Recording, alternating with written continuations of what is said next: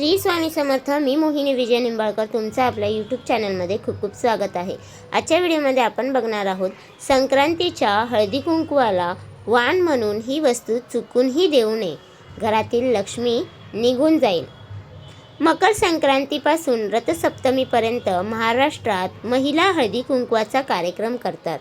ह्यामध्ये वाण म्हणून काही वस्तूंची देवाणघेवाण केली जाते.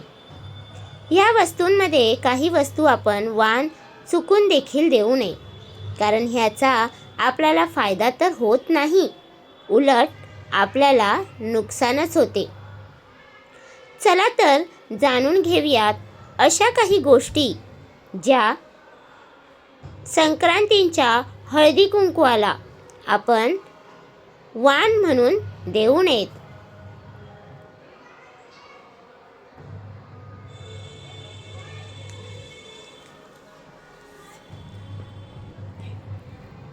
अलीकडच्या काळात लोक भांडी, धान्य किंवा वनस्पतीची रोपे वाण म्हणून दिली जातात.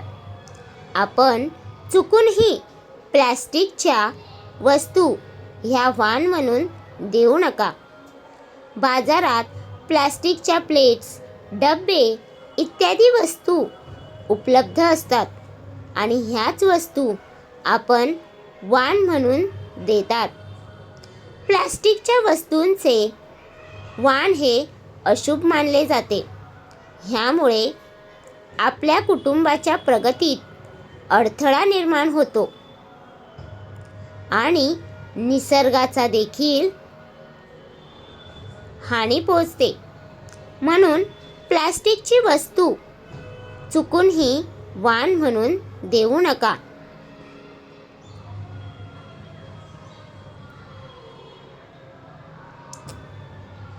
दुसरी गोष्ट म्हणजे धारदार वस्तू, जसे की चाकू असेल, सुरी किंवा कैची अशा वस्तू वाण म्हणून देऊ नये. हळदी कुंकवाला वनस्पतीची छोटी छोटी रोपे वाण म्हणून देतात. पर्यावरणाच्या सुरक्षतेसाठी हे फायदेशीर आहेत. आपल्या धर्मग्रंथात देखील निसर्गाचे जतन करण्याचे सांगितले आहे. परंतु असे असले तरी आपण काही वस्तू चुकूनही वाण म्हणून देऊ नयेत. ह्यांचा थेट संबंध माता लक्ष्मीशी आहे.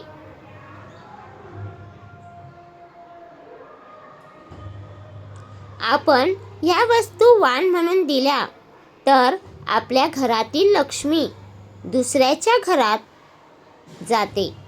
ह्याचबरोबर घरातील सुख समाधान देखील निघून जाते. ह्यामुळे घरात नेहमी भांडणे, वादविवाद, गरिबी, दरिद्रता येते. ह्यामुळे घरात ह्या वस्तू चुकून देखील वाण म्हणून देऊ नका.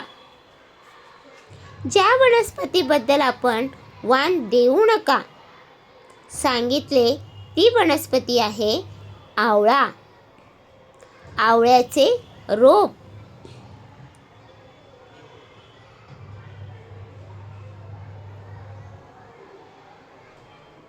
आवळ्याच्या रोपात साक्षात श्री लक्ष्मी वास करते आणि जर आपण आवळ्याचे रोप किंवा आवळा वाण म्हणून दिले तर साक्षात आपल्या घरातील लक्ष्मी दुसऱ्या घरी दिल्यासारखे आहे. आवळा ही जरी औषधी वनस्पती असली तरी संक्रांतीला आपण आवळा किंवा आवळ्याचे रोप आपण वाण म्हणून देऊ नका. ह्याऐवजी आपण फुलांची झाडे किंवा धान्य आपण वाण म्हणून देऊ शकता. तर तुम्हाला हा माझा व्हिडिओ कसा वाटला प्लीज कमेंट करून नक्की सांगा. व्हिडिओ आवडला असेल तर लाईक करा, कमेंट करा आणि शेअर करायला विसरू नका. आणि तुम्ही अजूनपर्यंत आपल्या चॅनलला सबस्क्राईब केलं नसेल तर प्लीज जाऊन चॅनलला नक्की सबस्क्राईब करा. कारण आपल्या चॅनलवरती तुम्हाला आध्यात्मिक माहिती आणि स्वामी महाराजांचे व्हिडिओ बघायला भेटतात. तर भेटूया उद्या एका नवीन व्हिडिओसोबत.